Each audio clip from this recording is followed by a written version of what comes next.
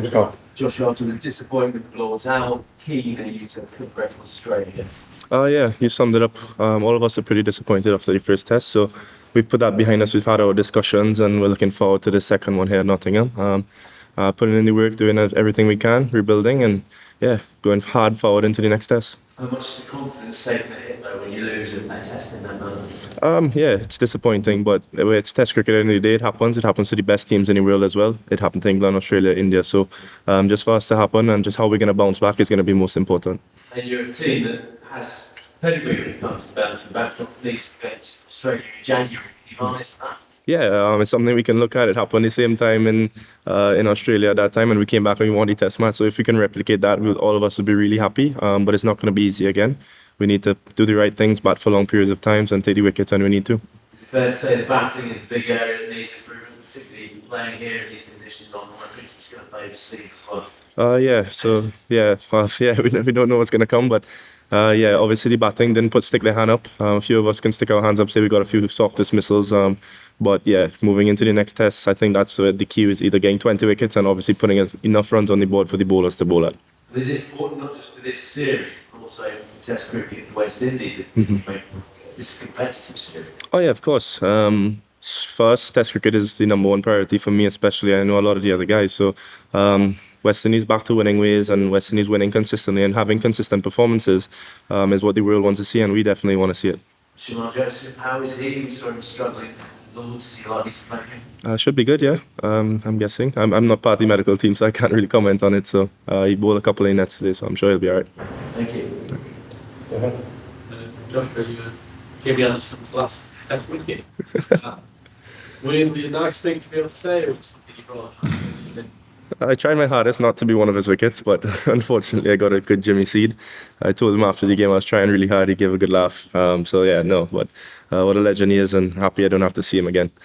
Is it nice to move on from that? Lords was almost a bit of a strange occasion with everything that was going on with Jimmy. Was there any sort of distraction, or this would be different without that? I don't think it was a distraction. It's the first time I had to walk out every morning of a test match in a line, so that was a bit different. But no, it was a good occasion, and it summed up, I guess, how it happened was what happened. So we're just moving on, looking forward to this one. Just in terms of this England team, just that 100 you got in Grenada, is that still the high point of your career? So you're only a Test century, and you did it in a winning cause in a Test series. No, I think Australia's jumped past that one. Beating Australia in the Gabba, I think that's jumped past it. But yeah, I can never forget that 100, and it sticks with me, and hopefully I can replicate it. It would be really nice. During that innings, you had a long running kind of battle with Ben Stokes. There was a lot of chat going about how just recall my experience of being put under the pump and sort of being steeled up for Test cricket by having Ben give you a spread. Oh yeah, it was nice. It was a good challenge. Of course, it's Test cricket at the end of the day. Both teams are going to put their heart and soul out in the middle. But I think it just shows the competitor he is, and he still is. So it's always a good challenge. Hopefully I can bat a bit longer and get a bit more challenge out of him. Well, Josh, you just talking about Jimmy there. Are you, as a batting, are you actually grateful that he's no longer around? I mean, we saw last week the levels he's still at. England have made a decision not to, they've made a decision not to have it in the team rather than the other way around. Are you grateful that he won't be at the top of his mark this week? At the end of the day, it's cricket. Whoever they put out, we have to play. So unfortunately, yeah, he's retired. It's nice to see the back of him. But if he was still playing, we're still going to go about it the same way it was. He's just another bowler. Obviously, what he's done in Test cricket is phenomenal. But at the end of the day, it's just numbers, and he's still a person, and he can have bad days.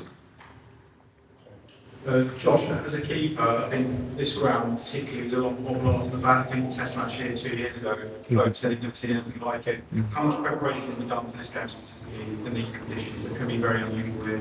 I did a lot in leading up to the series when we were in Tunbridge and Beckenham when we had the practice games. So I'm pretty confident of the work I've done. Obviously, England is a tough place to keep, but Lords was pretty good. I was quite happy with the way I caught the ball, and it didn't do as much. So I've never kept here, so I'm looking forward to see what challenges it presents.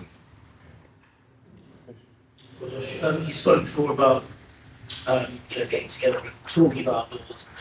Whilst in all those discussions, because I suppose the scorecard was pretty brutal, but there were a couple of things in there that look promising. Yeah, obviously there are quite a bit of positives. It might not look like it, but we've took a few positives. A lot of guys got starts and just didn't carry on.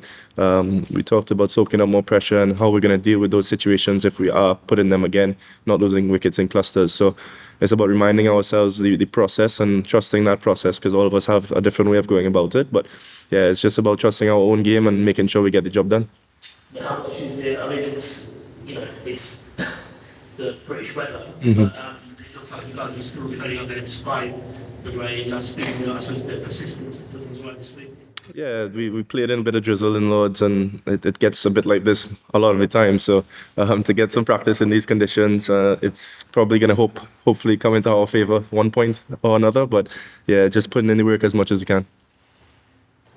Do you feel like a senior player in this West Indies side now? Because I'm just looking at, for example, Craig, Jason, yourself, there's only 3 guys who've made it to a century. You've got about 20 odd caps now. Mm-hmm. Do you feel like a senior player? Oddly enough, yes and no. But yeah, I'm in the front row of the team picture now, so that says a lot. But yeah, no, I like to think that I've played enough, I have a bit of experience. Obviously, I don't know everything. I'm far from knowing everything about Test cricket, so I'm still learning off Craig and Jason and Azari especially. But yeah, I hope to see that some of the boys can ask me some questions and they look up to see games I've played.